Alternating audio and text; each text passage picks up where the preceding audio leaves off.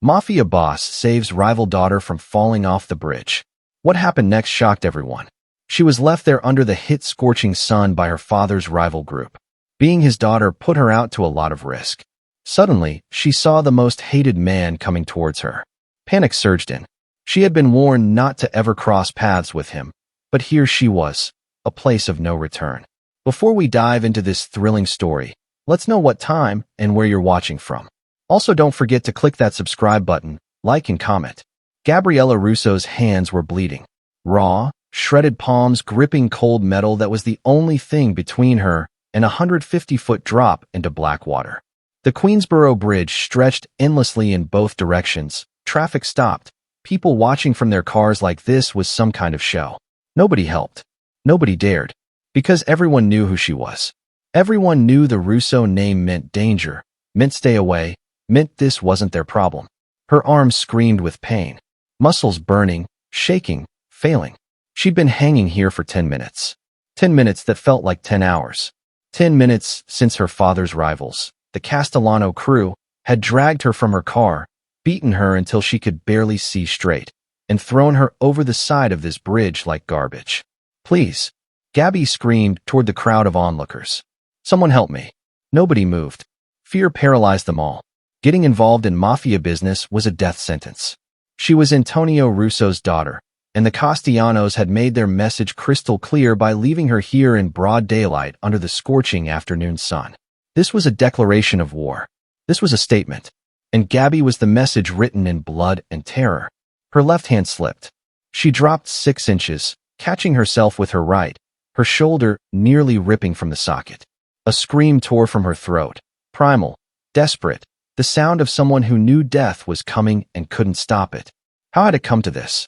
24 hours ago, she'd been at Columbia, finishing her business degree, dreaming of a life outside the family. Dreams of being normal. Dreams of escape. Then her father had called. Emergency family meeting. Come home immediately. She'd driven back to Queens, walked into her father's office, and found out the Castellanos had hit one of their warehouses. Killed 3 Russo soldiers. Stolen $500,000 in product. Antonio Russo had looked at his daughter with cold calculation. This means war, Gabriella. And in war, everyone is a target. She'd begged him to find another way. Negotiate. Compromise. Anything but more violence. He'd laughed. Actually laughed. You're too soft for this world, Principessa. Maybe it's time you learned what being a Russo really means. She'd left that meeting feeling sick. Drove to her apartment to pack, planning to disappear for a while, wait out the storm. But the Castellanos had been waiting. 3 men. Guns. Fists. A van with no windows. They'd beaten her, taunted her, told her exactly what her father would find when he came looking. Nothing but a body, Russo. Tell your daddy the Castellanos send their regards. Then they dragged her here. To this bridge. To this ledge. And thrown her over. Now her fingers were slipping.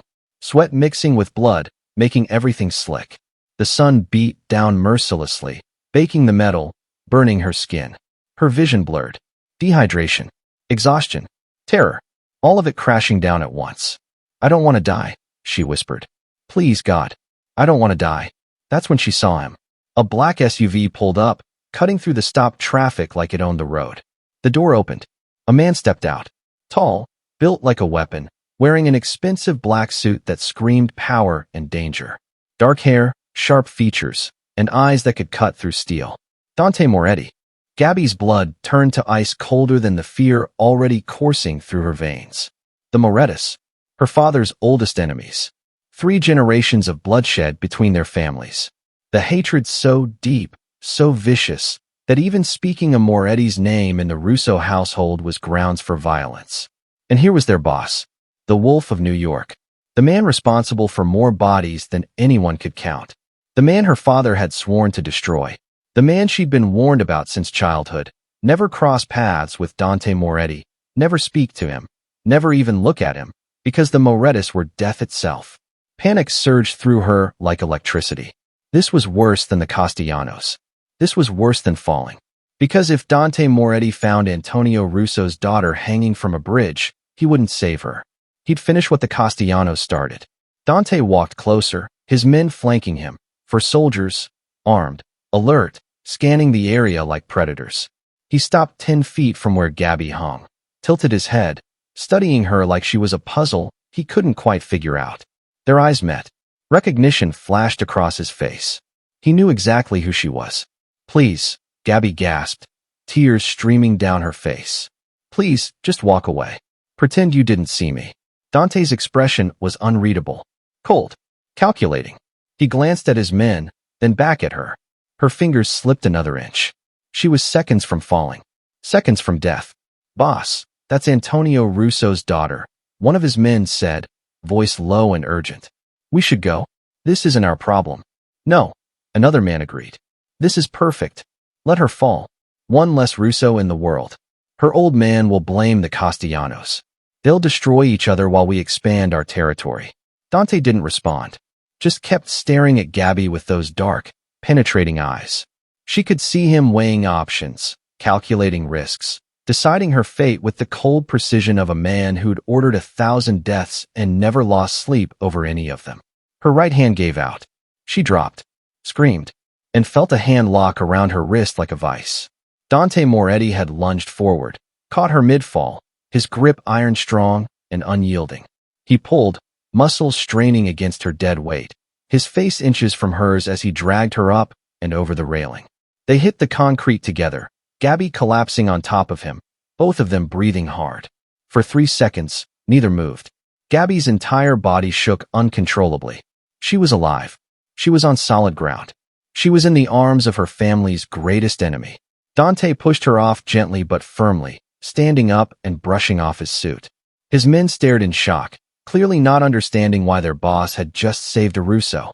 Gabby looked up at him from the ground, blood dripping from her hands, her face swollen from the beating, her whole world turned upside down. "Why?" she whispered. "Why did you save me?" Dante stared down at her for a long moment. Then he extended his hand. "Because you're not your father. And I'm not mine. Get up, Gabriella Russo. You're coming with me." "What?" "No. I can't. My father will. Your father's enemies just tried to kill you and left you to die. I'm the one who saved you." His voice was steel-wrapped in silk. "Right now, I'm the safest option you've got. So you can come with me voluntarily, or you can stay here and explain to the police why you're covered in blood on a bridge. Your choice." Sirens wailed in the distance. Police coming. Witnesses everywhere. Questions she couldn't answer without starting a war that would consume everyone. Gabby took his hand. Dante Moretti pulled her to her feet, wrapped his jacket around her shoulders, and guided her to his SUV. His men surrounded them, creating a barrier between her and the world. Within seconds, they were driving away, leaving the bridge behind, leaving her old life behind. Gabby sat in the back seat, shaking, terrified, confused, and completely at the mercy of the man her family hated most. "Where are you taking me?" she asked, voice barely above a whisper. Dante glanced at her in the rearview mirror. "Somewhere safe. Somewhere your enemies can't find you. And then, Gabriella, you're going to tell me everything about why the Castellanos wanted you dead." She wanted to refuse. Wanted to demand he take her home. But home meant her father, meant war, meant being a pawn in a game she never wanted to play. And this man, this dangerous, terrifying man, had just risked everything to save her life. The SUV cut through the city like a blade through water, smooth and unstoppable. Gabby sat in the back seat, Dante's jacket still wrapped around her shoulders, her hands throbbing with pain. Every bump in the road sent shockwaves through her battered body. Her ribs ached. Her face felt like raw meat. But she was alive. Somehow, impossibly, she was alive. Dante hadn't spoken since they left the bridge. He sat in the front passenger seat, phone pressed to his ear, speaking in rapid Italian to someone on the other end. His voice was low, controlled, commanding. Even in a language she barely understood, Gabby could hear the authority. This was a man who gave orders and expected them to be followed without question. She tried to focus on her surroundings, memorize the route, figure out where they were going. But shock was setting in. Her vision kept blurring. Her hands wouldn't stop shaking. Every time she closed her eyes, she felt herself falling again. Felt the moment her grip failed. Felt the certainty of death rushing up to meet her. And then felt Dante Moretti's hand catching hers. Why? The question burned in her mind. Why had he saved her? Their families had been killing each other for decades. Her grandfather had killed Dante's uncle. Dante's father had killed her cousin. The hatred ran so deep, it was practically genetic. Russos and Moretus didn't save each other. They destroyed each other. Yet here she was, in his car, under his protection, driving toward God knows where, with the most dangerous man in New York. The SUV turned off the main highway, heading into an area Gabby didn't recognize. Expensive neighborhoods, gated communities, the kind of places where security was tight and questions were never asked. They pulled up to a massive gate, cameras tracking their approach. The gate swung open automatically. They drove through onto a private estate that took Gabby's breath away. The main building was a fortress disguised as luxury. 3 stories of steel and glass, modern architecture that screamed money and power. Security personnel were everywhere, subtle but present. Guard towers hidden behind landscaping. Cameras on every corner. This wasn't just a home. This was a command center. The SUV stopped in front of a smaller building separate from the main house. 2 stories, floor-to-ceiling windows, surrounded by trees that provided natural cover. A safe house.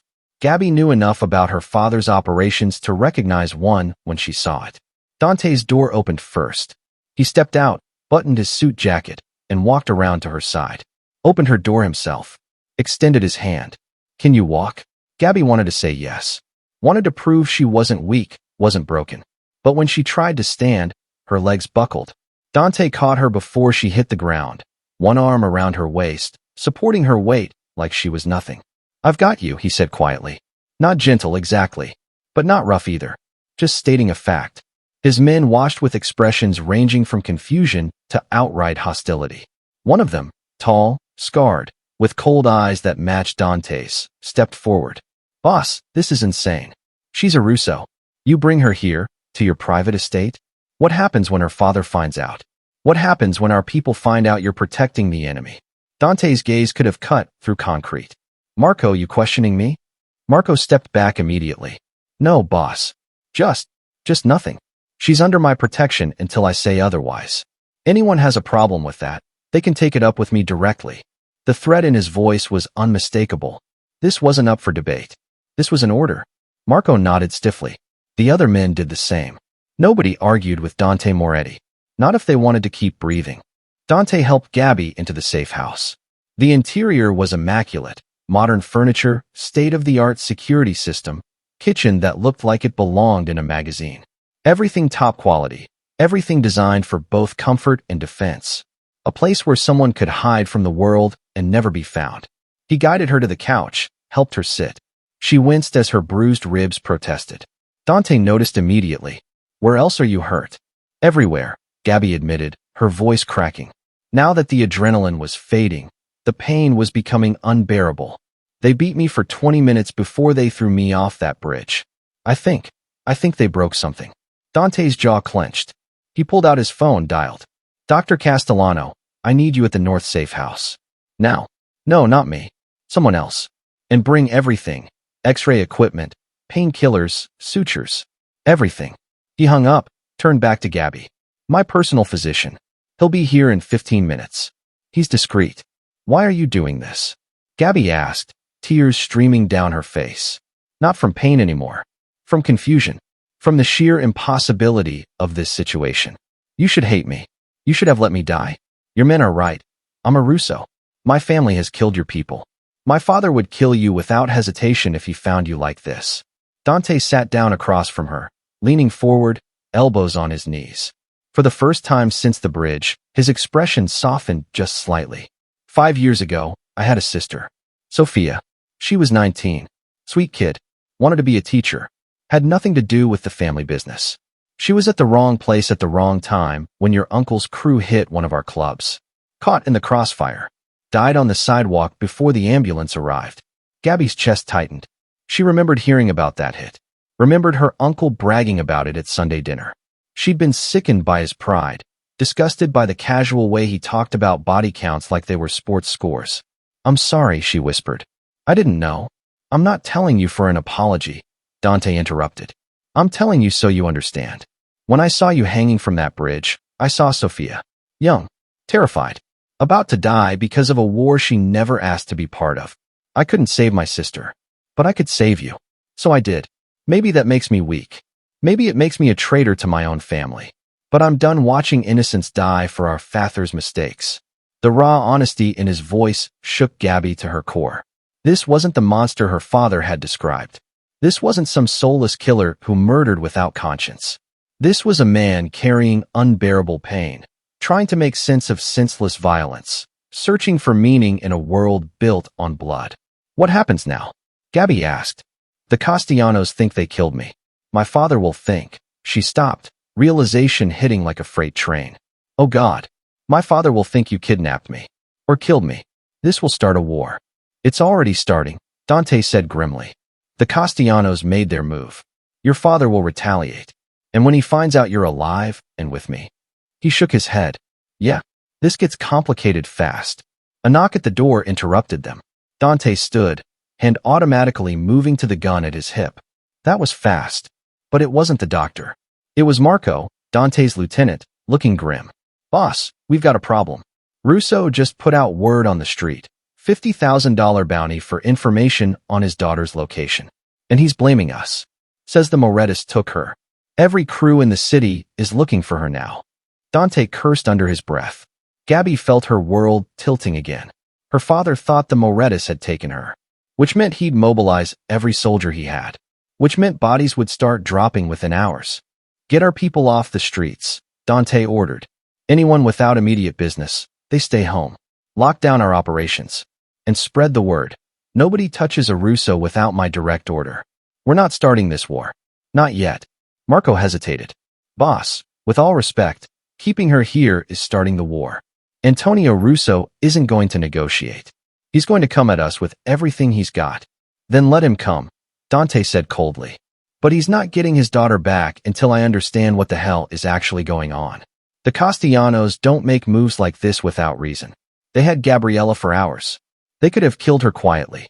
Instead, they made a public spectacle. Left her to die where everyone could see. What? Gabby's mind raced. He was right. The Castellanos could have just shot her and dumped her body in the river. Why the elaborate display?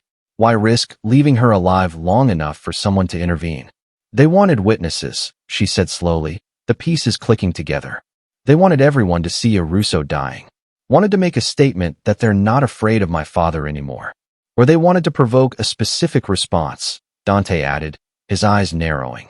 They left you on that bridge in Moretti territory. Close enough to where my convoy would be passing.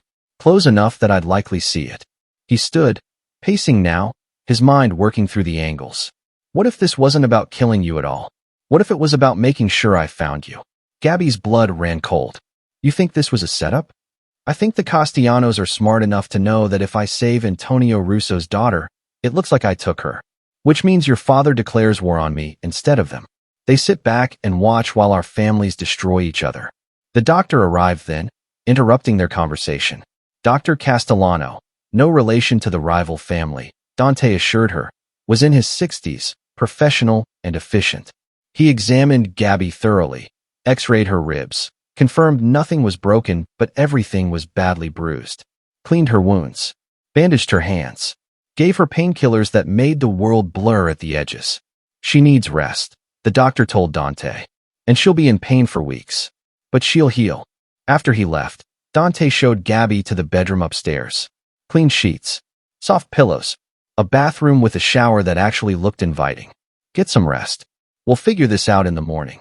I can't stay here, Gabby protested weakly. My father. Your father thinks you're dead or kidnapped. Either way, he's not thinking clearly. You go back now. You become a pawn in whatever war is coming. You stay here. We have time to figure out the truth. Who really benefits from you dying? Who's really pulling the strings? Gabby wanted to argue, wanted to run home and fix everything. But exhaustion was crushing her. The painkillers were kicking in. And somewhere deep down, she knew Dante was right. Why do you care? She asked one more time. About the truth? About any of this? Dante paused in the doorway, his back to her. Because I'm tired, Gabriella. Tired of the violence. Tired of the bodies. Tired of watching good people die for bad reasons. My sister's death taught me something. This life we're living, it's destroying us all. Maybe saving you is my chance to do something different. Something that matters. He left, closing the door behind him. Gabby laid down on the bed, staring at the ceiling, her mind spinning. 24 hours ago, she'd been a college student dreaming of escape. Now she was in the home of her family's greatest enemy, under his protection, caught in a conspiracy she didn't fully understand. And the most terrifying part? She trusted Dante Moretti more than she trusted her own father. Gabby woke up screaming. The nightmare had felt so real. Falling into black water that swallowed her whole. She bolted upright in bed, gasping for air, her hands clutching at sheets instead of metal railings. Sweat soaked through her borrowed clothes. Her heart hammered against her bruised ribs. The bedroom door burst open. Dante stood there, gun drawn, eyes scanning for threats. When he saw it was just her, alone and terrified, his shoulders dropped slightly. He lowered the weapon. Nightmare. Gabby nodded, unable to speak. Her hands were shaking again. Everything was shaking. Dante holstered his gun and walked to the bed. Sat down on the edge, keeping respectful distance but close enough that his presence was solid, real, grounding. It's normal. After what you went through, the fear doesn't just disappear because you're safe now.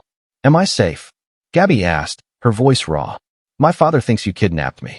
The Castellanos think they killed me. I'm in the home of my family's enemy. Where exactly is the safe part? The part where I'm not letting anyone hurt you again, Dante said simply. Matter of fact. Like it was the most obvious thing in the world. Get dressed. We have work to do. 20 minutes later, Gabby was downstairs in the safe house living room, wearing clothes that actually fit, jeans and a sweater that one of Dante's female associates had brought over. Her hands were still bandaged, her face still swollen, but the painkillers were keeping the worst of it manageable. Dante had transformed the dining table into a command center. Laptop open, files spread out, photographs pinned to a portable board. He was in full strategic mode, and Gabby could see why people feared him. This wasn't just a mob boss. This was a tactician, a general planning war. Coffee, he offered, gesturing to a fresh pot. Please. Gabby poured herself a cup, wincing as her bandaged hands protested. What is all this? Everything I could gather on the Castellanos in the last 12 hours. Dante pulled up a chair, motioned for her to sit beside him. Their operations, their territories, their recent moves. And here's what doesn't make sense. They're broke. Gabby frowned. Broke? The Castellanos control half the waterfront. They had 3 major shipments intercepted by the feds in the last 6 months. Lost 2 warehouses to fires that insurance won't cover. Had their primary money laundering operation shut down. Dante tapped the laptop screen, showing financial records that Gabby didn't want to know how he'd obtained. They're hemorrhaging cash. So why start a war with your father now? Why make a move that guarantees massive retaliation when they can't afford the fight? Gabby studied the numbers, her business degree actually useful for once. Unless they're not planning to fight the war themselves. Unless they're planning to. Let us do it for them, Dante finished. Exactly. They attack you. Make it look like I'm involved. Our families destroy each other while they rebuild. It's actually brilliant. Ruthless and evil, but brilliant. So what do we do? Gabby asked. We can't exactly call my father and explain this. He won't believe you. He'll think you're manipulating me. Dante's jaw tightened. I know, which is why we need proof. Hard evidence that the Castellanos are behind this. Something your father can't ignore. Where do we even start? With the men who grabbed you. Dante pulled up grainy security footage on his laptop. The bridge, timestamp from yesterday. My people pulled camera feeds from nearby buildings. We got partial plates on the van they used. Tracked it to a chop shop in Brooklyn. Castellano territory. Gabby's stomach clenched. You want to go there? Into their territory. I want to find those men and get them to talk. Dante's expression was cold, dangerous. The kind of look that reminded Gabby exactly who she was dealing with. They'll know who gave the orders. They'll know why. And they'll tell me everything. And if they don't, Dante's silence was answer enough. I'm coming with you, Gabby said suddenly. Absolutely not. You're staying here where it's safe? Nothing about this is safe, Dante. Those men beat me. Threw me off a bridge. Left me to die. I deserve to look them in the eyes when we get answers. Her voice was steel now, channeling every ounce of Russo blood in her veins. Plus, they'll talk faster if they see me alive. If they realize their plan failed. Dante studied her for a long moment. You sure about this? It's going to get ugly. I'm a Russo, Gabby said, lifting her chin. Ugly is in my DNA. A ghost of a smile touched Dante's lips. All right, but you follow my lead. You do exactly what I say. And if things go bad, you run. Understood. Understood. 3 hours later, they were in Brooklyn. The chop shop was exactly what Gabby expected. Grimy, industrial. The kind of place where stolen cars went to be dismantled and sold for parts. Dante's team had already scouted it, confirmed 3 men inside. One of them matched the description of the guy who'd led Gabby's kidnapping. Dante's convoy pulled up fast and hard. 6 vehicles, 20 armed men, surrounding the building in under 30 seconds. Military precision. No escape routes. No mercy. Dante stepped out, Gabby beside him despite the protests of his security team. Marco was there too, looking grim and ready for violence. Boss, we've got movement inside. They know we're here.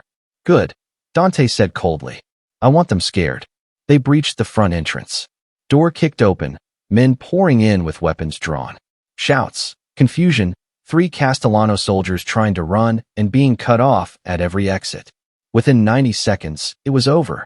The 3 men were on their knees, hands zip-tied behind their backs. Dante's soldiers standing over them with guns trained on their heads. Gabby stepped forward, and all 3 men's eyes went wide with shock and terror. Surprise, she said, her voice dripping with venom. I didn't die? Bet that's going to cause problems for you. The lead kidnapper, a guy with a scar across his cheek and cold eyes that Gabby remembered too well, tried to play it cool. I don't know what you're talking about. We're just mechanics. Dante moved so fast Gabby barely saw it. 1 second, he was standing beside her. The next, his fist connected with Scarface's jaw with a sickening crack. The man went down hard, blood pouring from his mouth. Let's try this again, Dante said, his voice deadly calm. You kidnapped Gabriella Russo. Beat her. Threw her off the Queensboro Bridge. Who gave the order? Scarface spit blood. You think I'm scared of you, Moretti? You think? Dante pulled his gun, pressed it to the man's kneecap. I think you've got about 5 seconds before I make sure you never walk again. Who gave the order? The other 2 men were shaking, looking at each other, breaking already.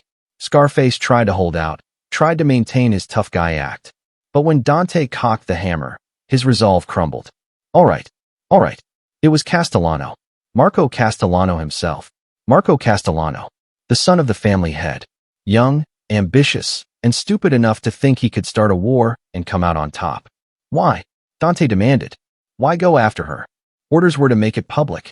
Make it look like you took her. Let the Russos and Morettis tear each other apart. Marco's got plans. With both your families weakened, he takes over everything. Gabby felt sick. She'd been right. This was all orchestrated. Her near death was just a chess move in someone else's game. There's more. One of the other men blurted out, desperate to save himself. Marco's got someone inside the Russo family. Someone feeding him information. That's how he knew where to find her. Gabby's blood turned to ice. Who? I don't know. I swear. Marco keeps that tight. But someone close to your father. Someone with access. Dante and Gabby exchanged looks. A traitor in the Russo family. Someone who'd helped set Gabby up to die. Get them out of here, Dante ordered his men. Lock them down. Nobody talks to them except me. As his soldiers dragged the 3 Castellanos away, Gabby stood there processing everything. Her father had a traitor in his inner circle. Someone who wanted her dead. Someone who'd sold her out to the Castellanos. We need to tell my father, she said quietly. He won't believe it coming from me, Dante reminded her. We need more proof. We need to identify the traitor. How? Dante's phone buzzed. He answered, his expression darkening with every second. When he hung up, he looked at Gabby with something that might have been respect. Your father just declared open war on my family. 50 soldiers mobilizing. He's coming for me, Gabriella. And when he gets here, he's going to burn everything to the ground. Gabby's mind raced. They had hours at best before this turned into a bloodbath. Then we force a meeting. Neutral ground. We show him the evidence, tell him about the traitor. Make him listen. He'll think it's a trap. Then I'll call him. Gabby pulled out her phone, miraculously still in her pocket from the kidnapping. I'll tell him I'm alive. That I'm with you by choice. That I have information he needs to hear. That's insane. He'll listen, Gabby interrupted. Because I'm his daughter. And despite everything, despite all the violence and the war and the hatred, he loves me. I know he does. He'll listen. Dante studied her for a long moment. then nodded slowly. Make the call. Gabby dialed with shaking hands. The phone rang once, twice. Then her father's voice, raw with rage and pain. Who is this? Papa, Gabby whispered. It's me. I'm alive. Silence. Complete, absolute silence. Then, Gabriella? Where are you? Are you hurt? Did that Moretti bastard? Papa, listen to me. Dante Moretti saved my life. The Castellanos tried to kill me. Threw me off a bridge. He pulled me back. He's protecting me. He's lying to you. Manipulating you. Gabriella, tell me where you are right now. Papa, please. Gabby's voice cracked. There's a traitor in our family. Someone working with Marco Castellano. Someone who helped set me up. We have proof. We have the men who kidnapped me. But we need to meet. You, me, and Dante. Neutral ground. Before this war destroys everyone. Another long silence. Gabby could hear her father breathing hard, wrestling with decades of hatred versus his love for his daughter. The old warehouse, Antonio finally said. The one where Grandpa used to run operations. Tomorrow, noon. You, Moretti, and 5 men each. No more. And Gabriella? If this is a trap, if he's hurt you, there won't be enough left of him to bury. It's not a trap, Papa. I promise. The line went dead. Gabby looked at Dante, her heart pounding. Tomorrow, noon. We have one chance to stop this war. Dante stepped closer, his eyes intense. You realize what you just did? You chose me over your family. You put your trust in the enemy. Your father will never forgive that. I chose the truth, Gabby said firmly. I chose to stop innocent people from dying. And maybe, she paused, something shifting in her chest as she looked at this dangerous man who'd saved her life. Maybe you're not the enemy after all. The air between them crackled with tension. Dante's hand came up, gently touching her bruised face. You're either the bravest person I've ever met, or the most insane. Maybe both, Gabby whispered. They stood like that for a heartbeat, something unspoken passing between them. Something dangerous and impossible and absolutely forbidden. Then Marco burst into the room, breaking the moment. Boss, we've got a problem. Big problem. Someone just tried to breach the estate perimeter. They got away, but they were definitely surveilling the safe house. Dante's expression went cold. Someone knows she's here. The traitor, Gabby breathed. Whoever's working with the Castellanos. They're watching us. Which means they'll know about the meeting tomorrow, Dante said grimly. They'll try to stop it. Try to make sure your father and I kill each other instead of exposing them. Gabby's hands clenched into fists despite the pain. Then we need to be ready. Because tomorrow, we end this. We expose the traitor, we stop the war, and we make Marco Castellano pay for what he did. Dante smiled. A dangerous, predatory smile that sent shivers down Gabby's spine. Now you're thinking like a Moretti. Careful, Gabby shot back, surprising herself with her own boldness. Keep talking like that, and people might think we're on the same side. Maybe we are, Dante said quietly. And the way he looked at her when he said it made Gabby's heart do something complicated and terrifying. The warehouse smelled like rust and old memories. Gabby stood beside Dante, her heart hammering so hard she thought it might break through her ribs. This building had belonged to her grandfather, a relic from when the Russo family was building its empire, when handshake deals and brutal enforcement were the only laws that mattered. Now it was abandoned, forgotten, the perfect neutral ground for a meeting that could either end a war or start the biggest bloodbath New York had seen in decades. Noon sunlight streamed through broken windows, cutting sharp lines across the concrete floor. Dante's 5 men stood in formation behind him, Marco at his right hand, weapons concealed but ready. Gabby knew without looking that Dante had 20 more soldiers positioned outside, hidden but watching. This wasn't trust. This was calculated risk. The massive steel door groaned open. Antonio Russo walked in like a king entering enemy territory. Tall, silver-haired, wearing a suit that cost more than most people's cars. His face was carved from stone, his eyes burning with barely controlled rage. 5 of his most trusted men flanked him, soldiers who'd been with the family for decades, who'd killed for Antonio without question, who looked at Dante Moretti like they were staring at the devil himself. Antonio's eyes found Gabby immediately. The stone facade cracked.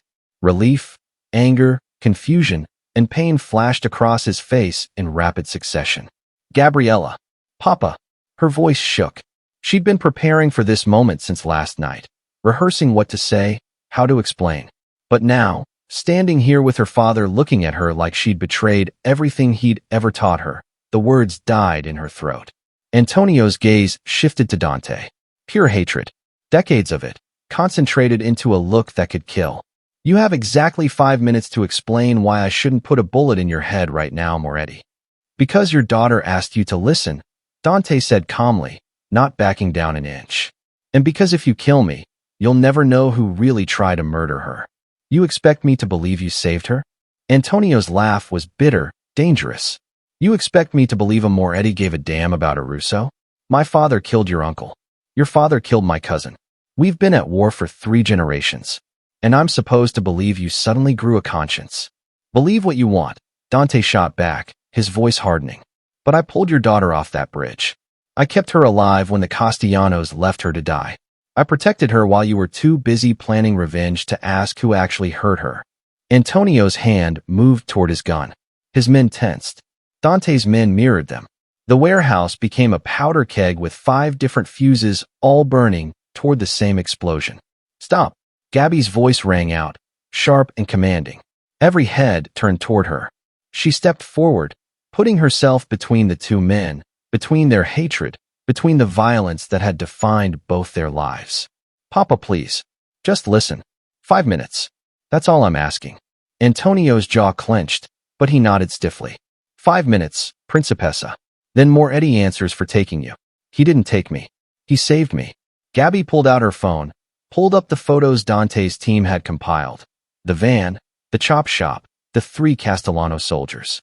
The Castellanos kidnapped me, beat me, threw me off the Queensboro Bridge in broad daylight. Why? Why make it so public, Papa? Why not just kill me quietly? Antonio's expression flickered. He was many things, but he wasn't stupid. They wanted it seen. They wanted Dante to see it. Gabby continued, her voice gaining strength.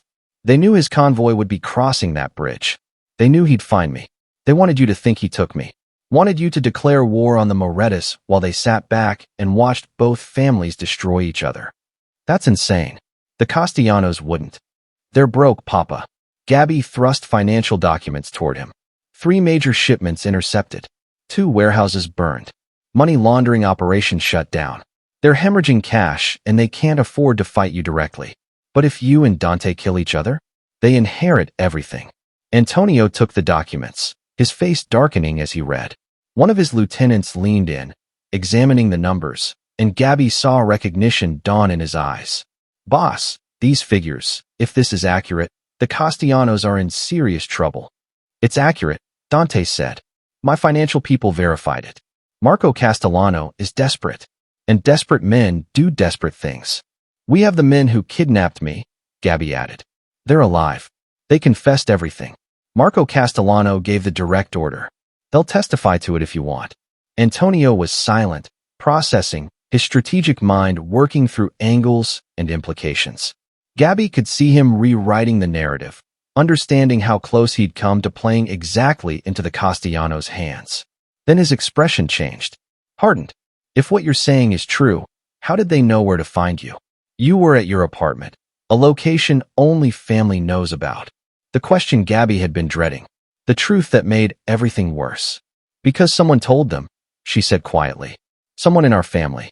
Someone close to you. There's a traitor, Papa. The warehouse went absolutely silent. Antonio's men looked at each other, suspicion suddenly poisoning the air between them. Loyalty was everything in their world. Betrayal was a death sentence worse than any bullet. That's a serious accusation, Gabriella. Antonio's voice was deadly calm now. The voice he used before ordering executions. You're saying one of my own people sold you out?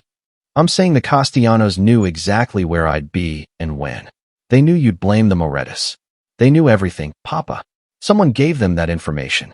Then we find out who. Antonio turned to his men. Nobody leaves this warehouse until... The gunshot shattered the tension like glass. Everyone dove for cover, weapons drawn, chaos erupting in the span of a heartbeat.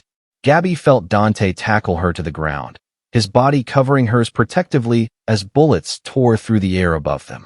Return fire exploded from both sides. Russo and Moretti soldiers shooting toward the source, toward the windows where someone was attacking.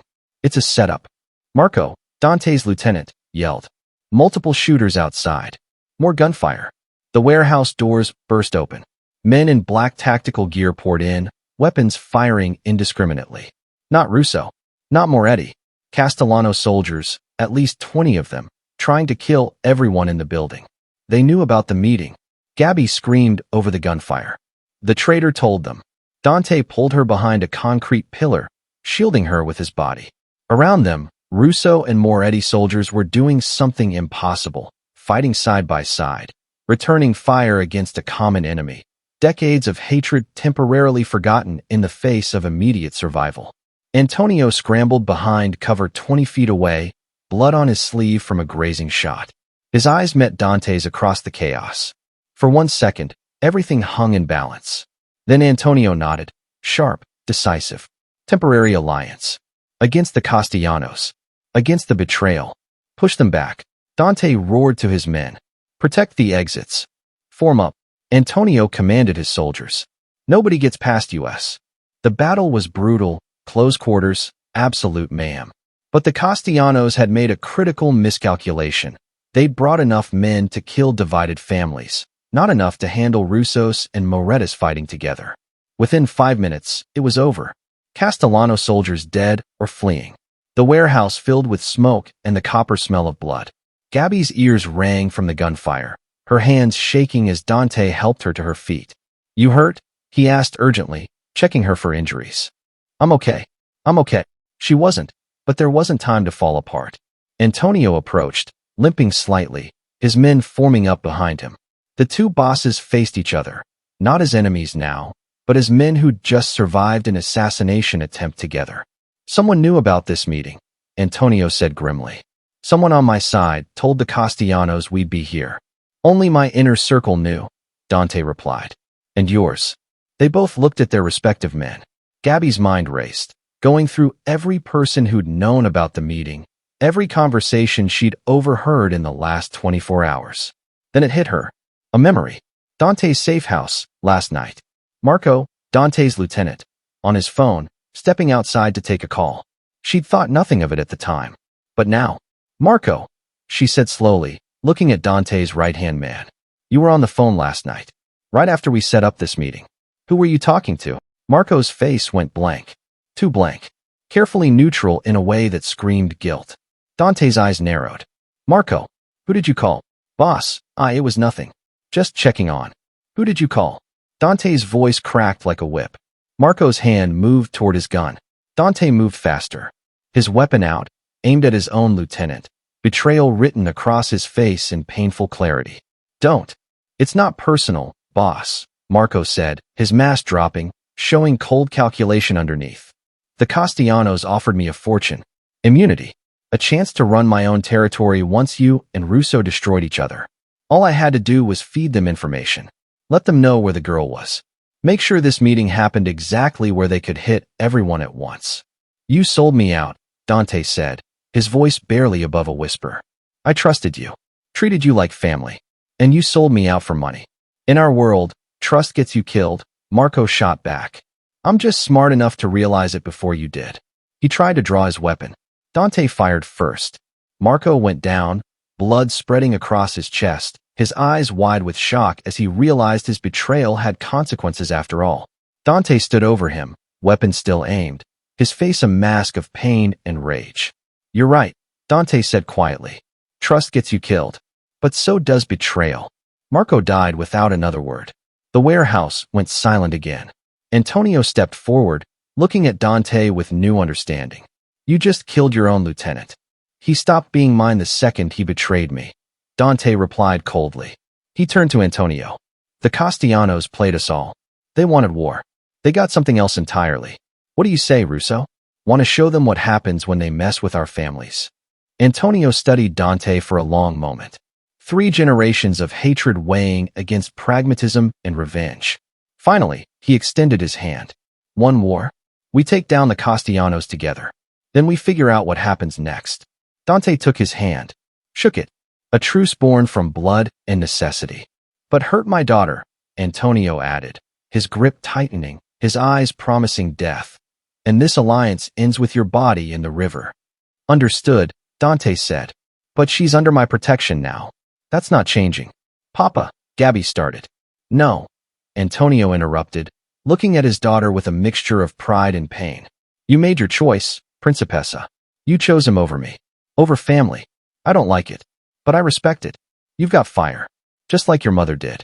He paused, emotions flickering across his face. You really trust him? Gabby looked at Dante, at the man who'd saved her life, protected her, fought beside her, killed his own lieutenant to keep her safe. I do, Papa. I trust him with my life. Antonio nodded slowly. Then I'll trust your judgment. For now. The next 3 days were chaos. Russos and Moretis united, hitting Castellano operations across the city with surgical precision. Warehouses, money houses, supply lines, everything dismantled systematically.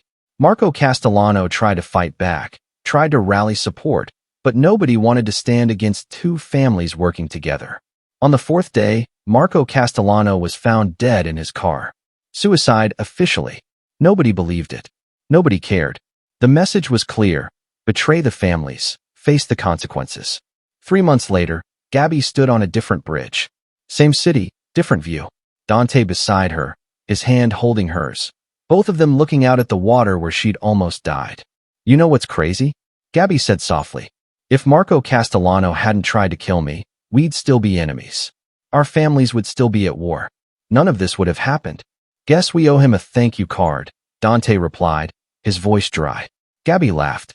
Actually laughed. Pretty sure he's past caring. The truce between Russos and Moretis held. Territories were renegotiated. Businesses were restructured. Peace was fragile, tentative, but it was peace. For the first time in 3 generations, the two families weren't actively trying to kill each other. And Gabby and Dante? They'd become something impossible. Not quite a couple. Their families weren't ready for that yet. But partners. Allies. Two people who'd found each other in the worst possible circumstances and somehow made it work. Antonio still didn't fully approve. He barely spoke to Dante, made it clear the truce was business, not friendship. But he'd stopped threatening to kill him. Progress.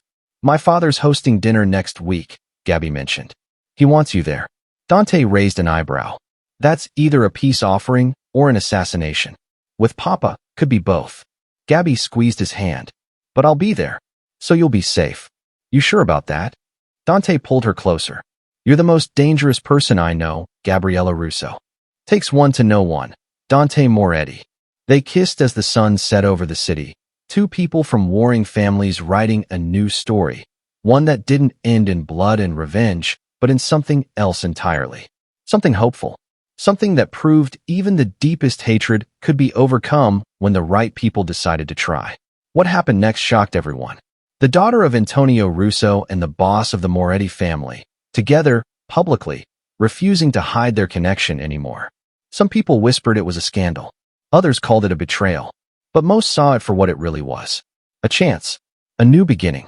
Two families finding peace through the courage of two people who refused to let hatred define their future. And that's how a mafia boss saving his rival's daughter from certain death turned into the most unexpected love story that ended a 3-generation war. Sometimes the person you're supposed to hate becomes the one who saves you in every way possible. If this story had you on the edge of your seat, smash that subscribe button right now. Drop a comment telling us what shocked you most. Hit that like button and turn on notifications so you never miss our next explosive story.